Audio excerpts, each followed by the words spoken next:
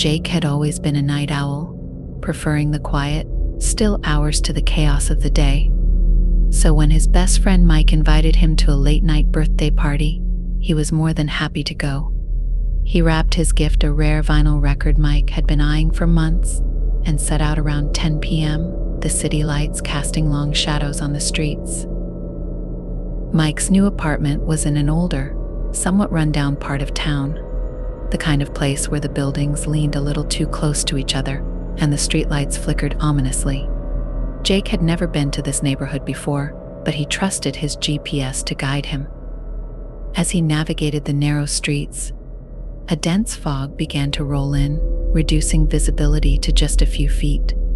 The buildings loomed like dark sentinels, their windows blank and unwelcoming. The GPS crackled, losing signal. Jake cursed under his breath and pulled over to check the address again. 7th floor, apartment 707, he muttered, squinting at the scribbled note Mike had given him. Jake parked his car and approached the nearest building, its facade cracked and weathered. He buzzed the intercom, but there was no response. The door was slightly ajar, so he slipped inside, the creaky hinges groaning in protest.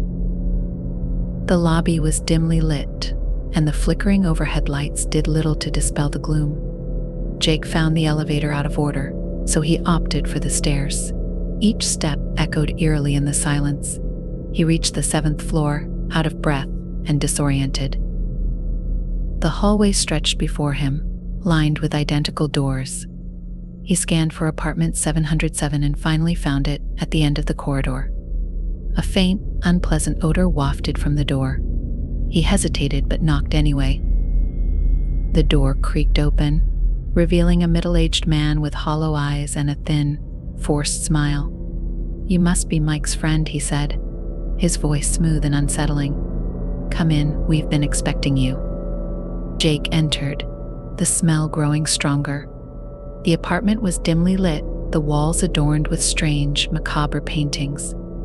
A sense of unease settled over him as he noticed there were no signs of a party, no music, no laughter, no friends, just an oppressive, suffocating silence. "Where's Mike?" Jake asked, trying to mask his growing discomfort. "He's in the kitchen," the man replied, gesturing towards a darkened doorway. "Go on, make yourself at home." Jake walked cautiously towards the kitchen, his heart pounding. The stench was almost unbearable now, a sickly sweet mix of decay and something else he couldn't identify. As he stepped into the kitchen, his blood ran cold. The room was dimly lit by a single, flickering bulb. The counters were cluttered with strange, rusted tools and old, blood-stained aprons. But what caught Jake's attention was the large dining table in the center, laden with raw meat and what appeared to be human bones. Before he could react, he felt a sharp pain in his neck. His vision blurred, and he collapsed to the floor, consciousness slipping away.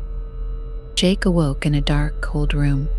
His wrists and ankles were bound, and his head throbbed with pain. He struggled against the restraints, but they held firm.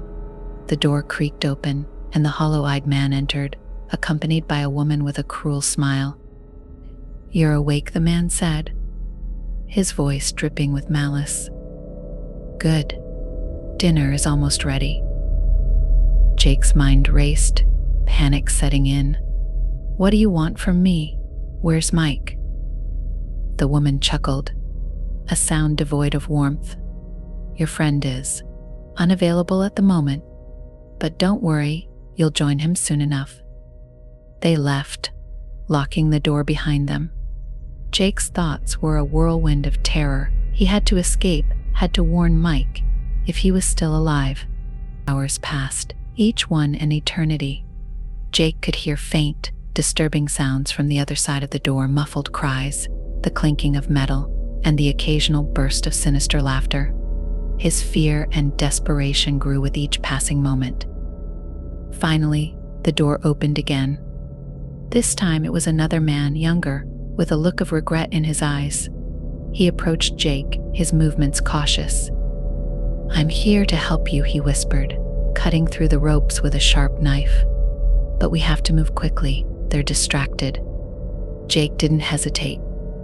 He followed the man out of the room, moving as silently as possible through the dimly lit hallways.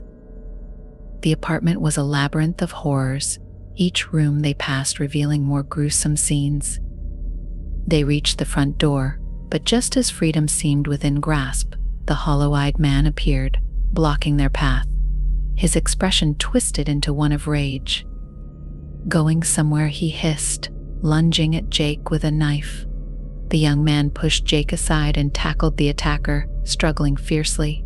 "Run," he shouted. "Get out of here." Jake bolted, adrenaline fueling his steps. He tore down the stairs and burst out into the night, the cold air a sharp contrast to the stifling heat of the apartment. He didn't stop running until he reached his car, gasping for breath. He fumbled with the keys, finally managing to start the engine.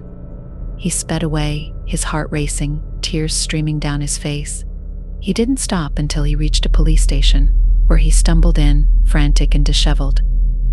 The police were skeptical at first, but Jake's genuine terror convinced them to investigate. When they arrived at the apartment, it was empty, the occupants having vanished without a trace. However, the evidence of their grisly activities was undeniable. The building was sealed off, and a city-wide manhunt was launched for the cannibalistic killers. Jake was hailed as a hero for his brave escape, but the experience left him deeply scarred. He never forgot the horrors he witnessed, nor the nameless young man who sacrificed himself to save him. And as for Mike, he was never found. The memory of that night haunted Jake, a dark reminder that sometimes the monsters are real, lurking in the shadows, waiting for their next victim.